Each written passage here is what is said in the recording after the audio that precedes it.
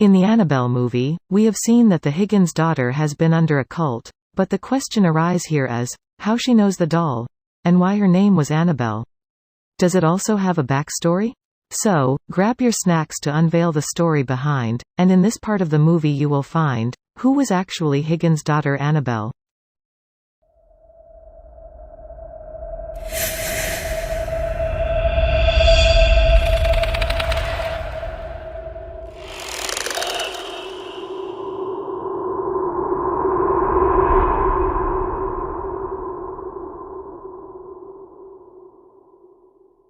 The movie opens up in 1946. A dollmaker, Samuel Mullins, is crafting a new piece of work, the doll that would later be known as Annabelle.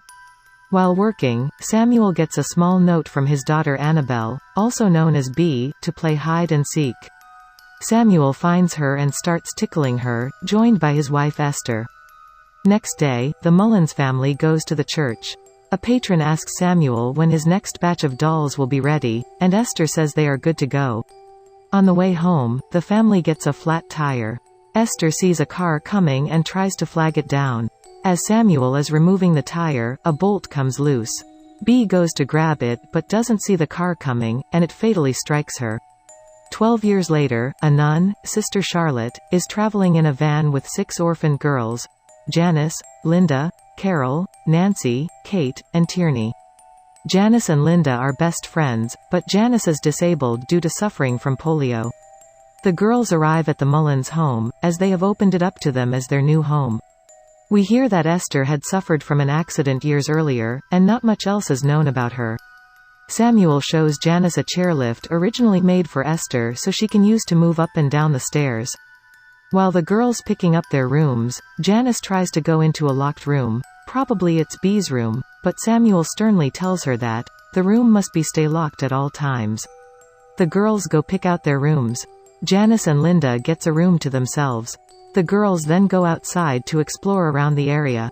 Linda tries to stay behind so Janice won't be alone, but Janice doesn't want to be treated differently for her condition, so she lets Linda to play with others. While alone, Janice senses a presence near her. We see what looks like something walking near her in the mirror, but there is nothing behind her when she turns around. During dinner, the girls catch a brief glimpse into Esther's room. Carol peeks in and sees Esther's silhouette as she reaches out to Samuel. Charlotte tells her to mind her own business. At night, Janice is awake and she wanders outside of her room, as someone slips a small note. Bee's room is unlocked, and she cautiously enters. She finds Bee's old dollhouse and some of her toys, plus a key that unlocks a hidden door in the room. Janice opens the door and finds it covered with pages from the Bible. Sitting in there is the doll that Samuel made earlier. Janice is creeped out by the doll, so she shuts the door. It opens up again and she locks it. It opens yet again, she puts a cloth on it and starts to leave. We see that the doll stands up and tends to walk behind Janice. She sees Samuel from outside, and she tries to run back to her room, but she gets horrified to watch someone covered with the cloth approaching her. As it gets nearer to Janice, it just falls on the floor, leaving her stunned, but she runs to her room, so that Samuel does not catch her. Next day, Samuel sees a picture in Charlotte's room. She tells him that these were her old convent, that was clicked while she was in Romania. Samuel notices a dark appearance of what looks like a demon nun. While Sister Charlotte does not have any idea about her. This was the same demon nun that we have seen in Conjuring 2 known as Valak. Later, Carol and Nancy mess around telling ghost stories about Esther, as if she were dead and that her spirit is haunting others. They hear the bell that Esther uses to summon her husband, and the girls start to get nervous when it's really quiet. They hear footsteps until it becomes dead silent. A hand then appears to grab Carol, and a ghostly woman appears next to both girls. Charlotte comes in when she hears the girls screaming, and she apologizes to Samuel for any disturbances the girls may have caused. Next day, while Samuel goes outside, Sister Charlotte goes to Esther's bedroom to have a talk. While Janice peeks through the door and thus, she comes to know about their daughter Bee. She finds a photograph of Bee and the doll sitting together. She takes it with her. At night, Janice was looking at the photograph and she seems very curious about it. She leaves her room once again, and is caught by Linda going into Bee's room. Linda leaves for fear of getting in trouble. Janice sees a girl in B's room, B herself. Janice asks her what she wants. B turns around with a demonic face and says, "Your soul." Janice tries to run but is grabbed by the ghost, who regurgitates black bile down her throat. Janice then hears noises and sees a figure in the shadows. She attempts to escape it going down the chairlift. The entity pulls her chairlift back to the top, before pulling Janice into the air and dropping her to the floor. Janice is hospitalized and she returns to the house after a brief while. She tries to explain the things to Sister Charlotte, but she just confronts her and tells her that she is one of the strongest from all of them. Samuel goes into Esther's room to tend to her. He implies that something that they have experienced before is happening again, though Esther tries to pass off what happened to Janice as an accident. The hauntings only get worse from there.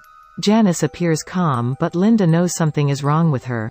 She confesses to Samuel that she and Janice were in B's room, but he only flips out when Linda mentions the doll. He orders Linda to never go near the doll. Samuel goes back inside the house and finds the doll sitting at the dining table. Next to it, there is a note that says, "Found you." The apparition takes the form of Janice before hiding in the shadows and showing its true form to Samuel. He holds a cross up to it, only for the entity to break his fingers and kill him. Charlotte runs inside, as she hears some noise and finds his body. At night, Linda grabs the doll and runs over to a well to get rid of it. Charlotte follows her, as Linda throws it down the well. As she walks away, she hears a noise coming from the well. Linda looks down and is nearly pulled down by the demon, only to be rescued by Charlotte. She pushes the lid back onto the well, as something tries to break out, but the two run back to the house. Charlotte goes to Esther's room and asks her what the deal is with the doll. Esther is terrified when she sees it, but she tells Charlotte the truth.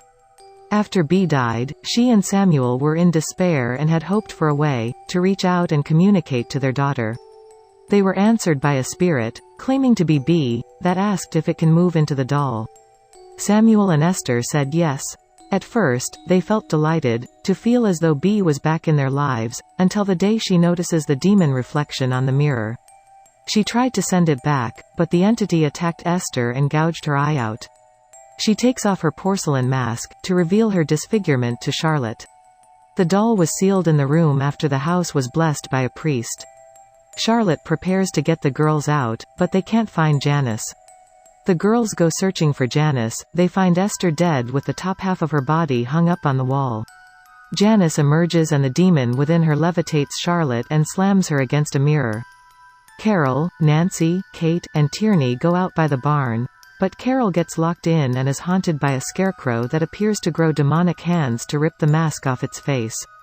Carol gets out before the demon gets her. Moments later, the top half becomes possessed, and tries to attack Linda in the basement. But she however, gets up and finds Janice with a knife approaching her. She hides herself in a wardrobe. Janice tries to attack Linda with a knife, until Charlotte runs into B's room with the doll. Janice stabs the doll, and Charlotte throws both Janice and the doll back into the closet. The police arrive and search B's room. Only the doll is left in the closet. There is a hole in the wall, that Janice escaped through. She is nowhere to be found in the house. Charlotte and the girls leave the Mullins home, and Linda misses her best friend. Sometime later, Pete and Sharon Higgins arrive at an orphanage. They find Janice, who says her name is Annabelle. Pete and Sharon are taken by her and they adopt her. They even give her a Raggedy Ann doll. Another 12 years had been passed and now it's 1970. The Higgins were sleeping until they hear a noise. Pete goes to investigate, only to have his throat slashed by Annabelle. Her boyfriend enters the room to kill Sharon. Next door, John and Mia Gordon wakes up. John proceeds to head next door to investigate, and the story continues as Annabelle Part 1.